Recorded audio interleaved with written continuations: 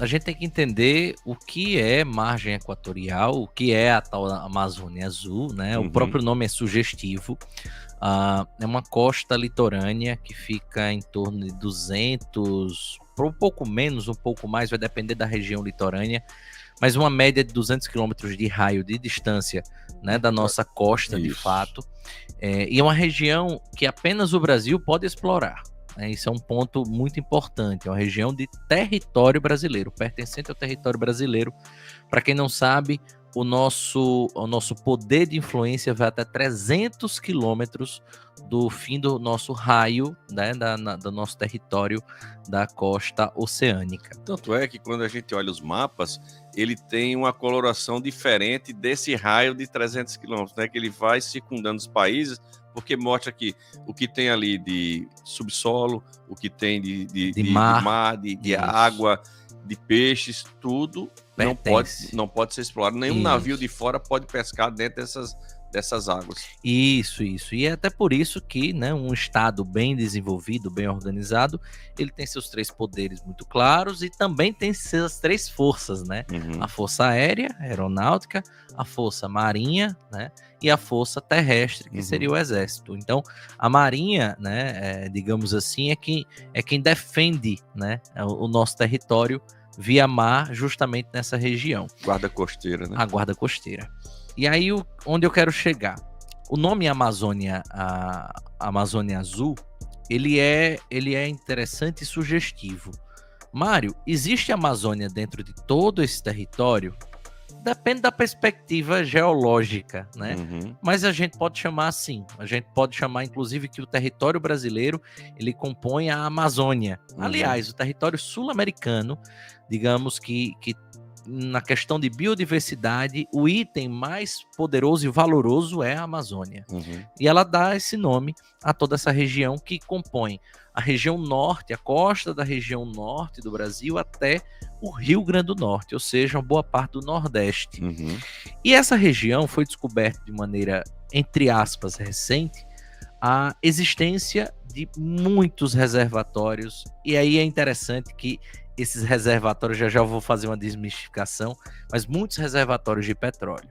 E aí é entender que esse petróleo ele não está estocado. Esse petróleo ele não está ali num local como se fosse, entre aspas, uma caverna em que a gente vai explorar essa caverna. Não, ele está a 7 quilômetros abaixo do oceano. Então imaginemos, 7 quilômetros... vamos imaginar aqui na Terra, né, no plano terreno. Imagine um prédio, um arranha-céu que tenha 7 quilômetros de altura. Não existe no mundo. Nem o pico do Everest chega a tamanha altura. Agora imagina isso dentro do oceano, para baixo.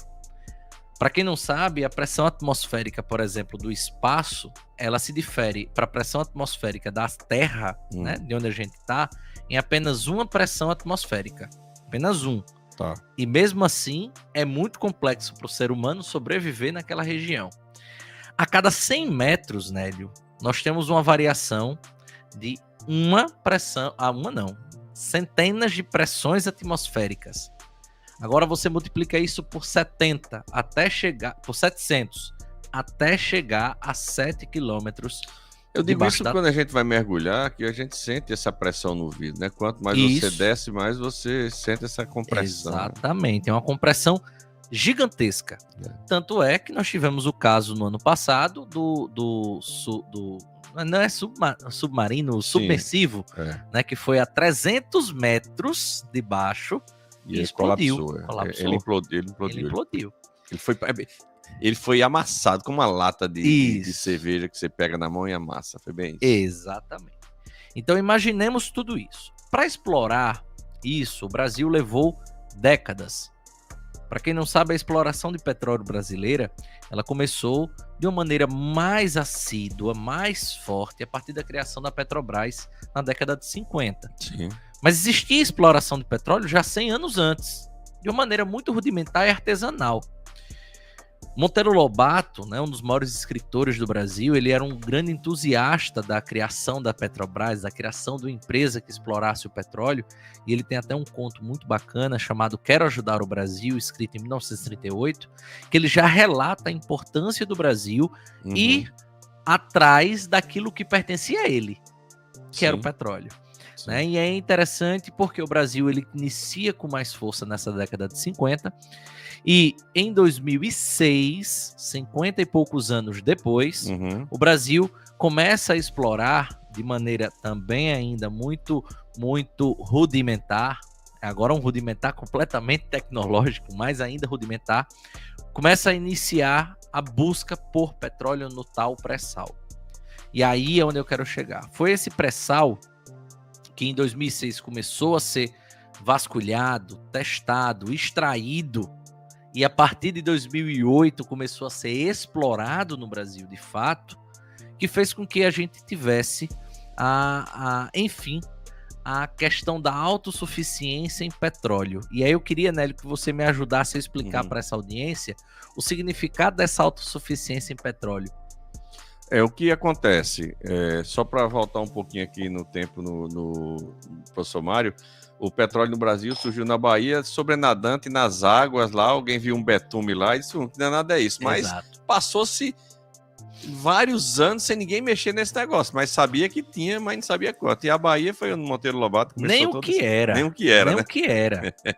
Na verdade, Monteiro Lobato, ele começou a explorar a questão de São Paulo na década de 30. Né? A Bahia ela foi a primeira região onde o petróleo, eu não vou falar explorado, mas extraído. O petróleo foi extraído na Bahia inicialmente, depois em São Paulo nós tivemos alguns núcleos de extração de petróleo. Quase todos eles, Nélio, terrestres. Quase todos eles terrestres. Aqueles poucos que eram ao mar eram em regiões muito rasas, de 1,5 metro, 2 metros, 3 metros, 4 metros de profundidade. O que tinha, né, trazia uma certa facilidade. Mas o Brasil começou com petróleo terrestre de fato, tanto na Bahia como no Rio Grande do Norte. Isso. E hoje não representam absolutamente nada na escalada do que o Brasil chegou.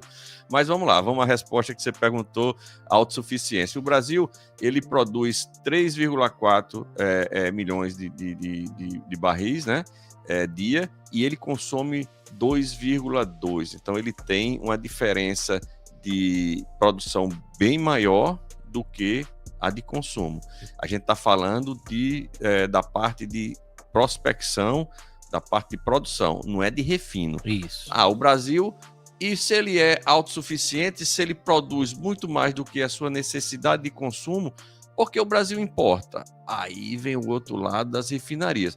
O Brasil não tem refinaria em quantidade suficiente, principalmente na região Nordeste, na região Norte, a região Sul e Sudeste é muito bem resolvida, porque as refinarias lá atendem não só a região, como exportam para a região Norte, como exportam para a região Nordeste, alguma coisa. Então, há de se fazer.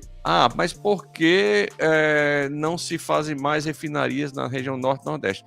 Porque não tinha petróleo. Agora, voltando ao que a gente está falando agora, com o advento dessa região que tem uma reserva muito boa, a região Norte e Nordeste passa a ter agora uma possibilidade de ter novas refinarias, com a possibilidade do Brasil ser autossuficiente, não só na produção, como também no refino. Perfeito, Nélio. E aí eu volto, né, para 2008.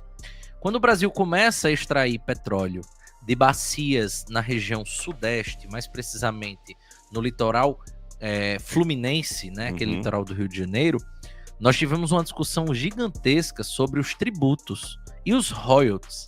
Se aqueles royalties seriam distribuídos por todo o Brasil, já que ali era uma costa brasileira, um território brasileiro e não do Estado, né? Do Estado, especificamente do Rio de Janeiro, ou se ficaria para o Estado, já que era o Estado mais próximo. E aquilo trouxe uma discussão gigantesca. E, depois de muito se debater, decidiu-se dissolver esses royalties, né? Ficando boa parte, sim, para o Estado do Rio de Janeiro, mas dissolver para outras regiões do Brasil. E aí é interessante porque a gente chega hoje, pouco menos de 20 anos depois, e descobre que nós temos muito mais reserva de petróleo nas regiões norte e nordeste do que propriamente na região sudeste. E aí, esse petróleo que ainda não foi de fato explorado.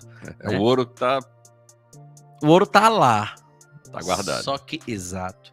E aí vem muitas discussões. Eu queria, antes de chegar a essas discussões, que a gente mostrasse um pouco mais os números, né, Nélio? Vamos lá. É vamos mostrar aqui, pode passar o slide. A gente vê que a margem equatorial ela é dividida em 42 blocos. Aí a gente já entra no Brasil, tá? Exato. Com 14 empresas explorando, que estão autorizadas, receberam autorização para explorar essa região. Pode passar.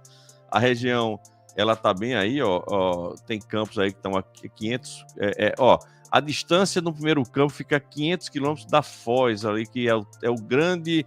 grande discussão que já o Mário Vitor vai entrar nesse... Mas aí estão todos os campos, ó, que vai do RN até o Amapá. Aí depois ali já é Guiana, ó, que a gente acabou de falar. Nós temos aí a bacia da Foz do Amazonas, temos a bacia do Pará-Maranhão, temos a bacia de Barreirinhas, temos a bacia do Ceará e a bacia Potiguar. Essas bacias, elas estão, né, tendo com explorações diretas da Petrobras, principalmente a bacia da Foz do Amazonas. Nós temos na bacia do Pará-Maranhão outras companhias explorando junto com a Petrobras. Sim. Na bacia do Barreirinhas, tanto Petrobras como operadora, quanto não operadora e outras companhias. Na bacia do Ceará, apenas outras companhias fazendo essa exploração. E na bacia Potiguar, muito dividido entre Petrobras e outras companhias. Pode passar.